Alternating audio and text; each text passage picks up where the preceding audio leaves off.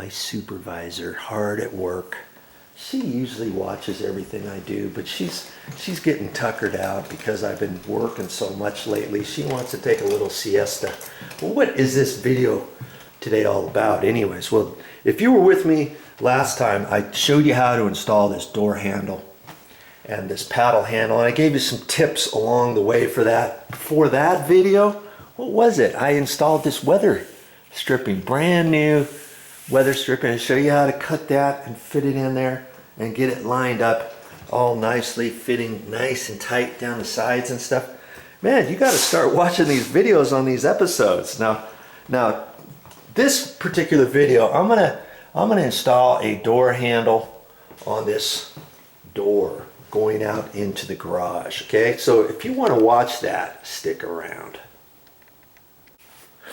I just got done painting this door. I had to take it down. Man, that sucker was heavy too. I took it down, set it up out there. I repainted this door because it has some marks on it over here.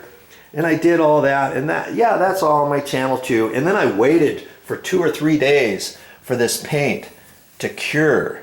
You want to get your paint to cure first. You don't want to paint your doors one day and the very next morning install door handles, even though the door is going to be dry to the touch.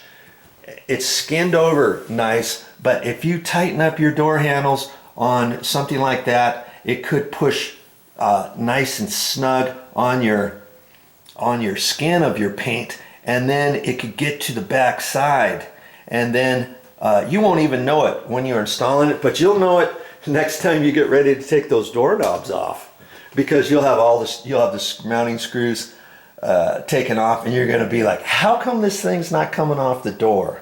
Then you have to tap. You got to be real careful then and tap all the way around it with a putty knife. You don't want to just kind of try to pop it off, because you could rip your wood on your door, or your paint could come ripping off or something like that.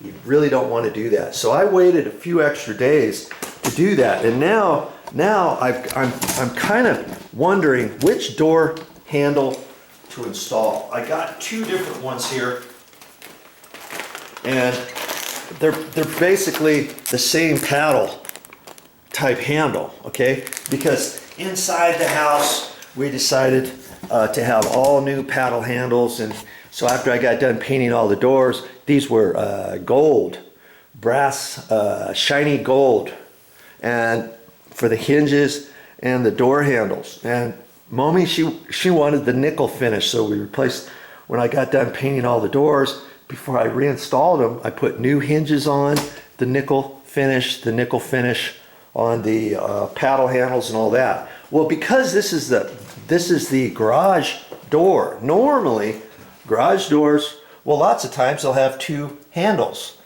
One's for a deadbolt, one's for the handle. But the bottom handle, you don't necessarily have to have a keyed lock on the bottom handle if you don't want to. Lots of times they'll have just a knob or a paddle handle that's just a passage handle. That's what I call this, is a passage handle, because there's no privacy lock on it, thumb turn like a bathroom, or there's not a key. And so I've got both of them here, okay?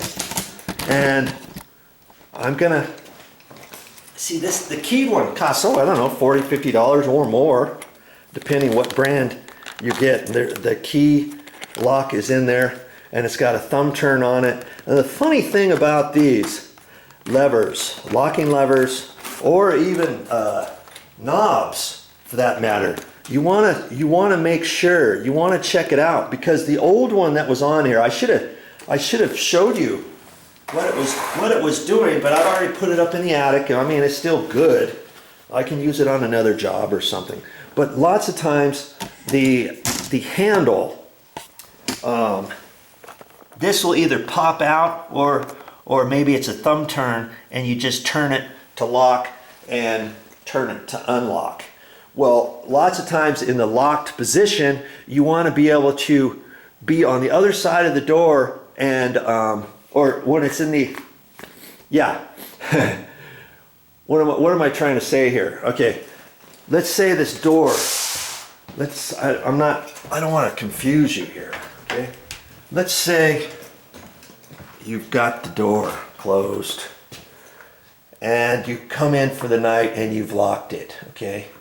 With the thumb turn. The next time you go out this door, when you turn the handle down, you want this to unlock. You want that to pop out, okay? And unlock so that when you open this door with no knowledge and then you close the door, you want that to be unlocked. Well, the lock that we had, it was still in the locked position. So there was a couple times when I was working in here, before we moved over to this condo, I'm out here in the garage. I've got the front door locked. I'm working here in the garage, and there was a couple times where I locked myself in the garage because I had this door closed, thinking that it was unlocked in the unlocked position, okay? And luckily, I was able to take a putty knife and slide in there and open the door because I didn't have my keys on me. I had the keys inside. So see, I don't want to have to do that every single time. You know, every time making sure that, okay, it's locked at night, so I've got it locked. And then before I open this door in the morning, make sure to turn the thumb turn before I put the handle down so that I know every time after that it's unlocked. Or if we're going out for the day, make sure it stays in the lock position. I don't know if I want to really do all that. But the saving grace for here is we don't have a deadbolt on here anymore. If you saw one of my previous episodes, you saw that I installed this, and this is a keyed entry, battery operated key entry lock. See, all of this stuff. And before we didn't have that. So now let's say if I do put the lock on this, and if it does the same thing that the other one does, and if I ever get locked out into the garage, what can I do? I can open up the garage, I can go around, and I can punch my code into the door and get in if I don't have my key with me. Do you see what I mean? And so, will it give you extra protection if you have a deadbolt and a locking keyed lever handle on the bottom too, or a locking door knob? Yeah, of course it will.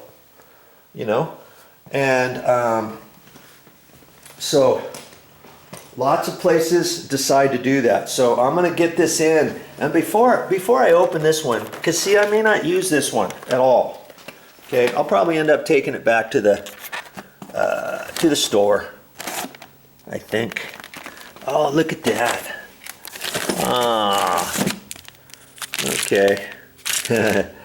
I went to the store, a special trip to get a 4-inch hinge for this one here, and I forgot I had one, but that's all right. I can take that back.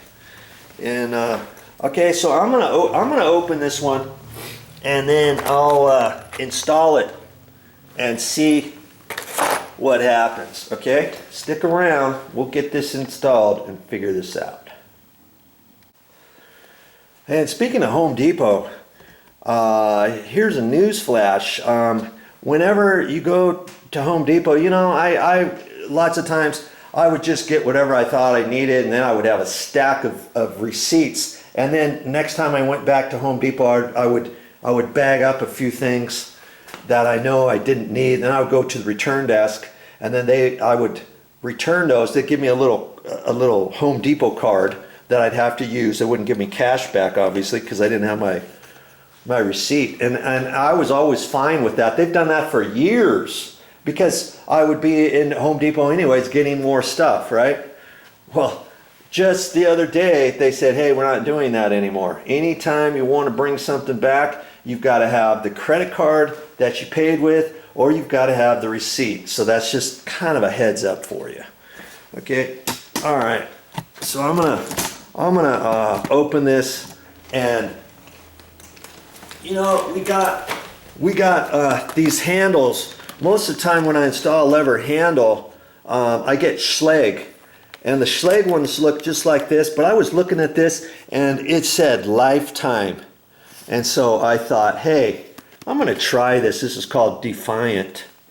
I thought Naples collection. I thought I'm gonna try these. They look pretty much the same as the Schlage ones, slightly different for the privacy lever handles and stuff, but they were way cheaper. I saved a ton of money because I had so many of those, and that's why I'm gonna install the Defiant on here. And this one looks pretty much like the Schlage.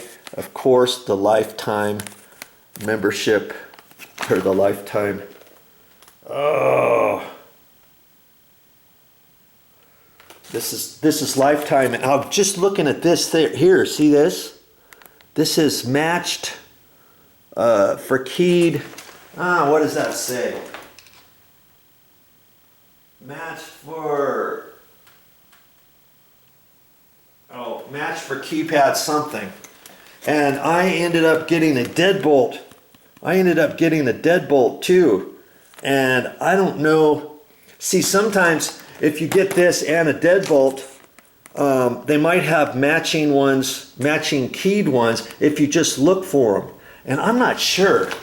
I'm not sure if what I got before it does that. And before I install the deadbolt, I might look at that, because, and I might not be able to do it, but see this number? So that number obviously is not the same as the other. It's a Defiant, and here's the Defiant on that, right? Okay, those, if I could find one with the same two numbers, I'm gonna have to look at this a little bit closer. Maybe I don't have to get these rekeyed, because if I put the deadbolt in and the door knob handle, and we decide to have this keyed handle on there too, it'd be nice if I had the same thing both ways, right? And then it wouldn't cost me anything. But if not, I'm gonna have to decide one of these keys, which key to do it to, and then I'll have to take the key, take the whole lock to a locksmith, sit there and wait for him to rekey it to match the other. And then it's gonna cost you, probably could cost you another 20 bucks, okay? Depending how many handles you need new keys for. Because if you're redoing a whole house, maybe you've got the door going from your garage into the house, and then maybe you've got another one. Maybe you have a door that goes out of your garage to outside, okay? So now you're gonna need, and let's say both of them have locking lever handles and both of them have deadbolts. There's 4 keys that you're gonna have to have. You're gonna have to have 3 of those rekeyed if you don't get them all matching. So take a look at the store and see if you can get them that way or not, okay?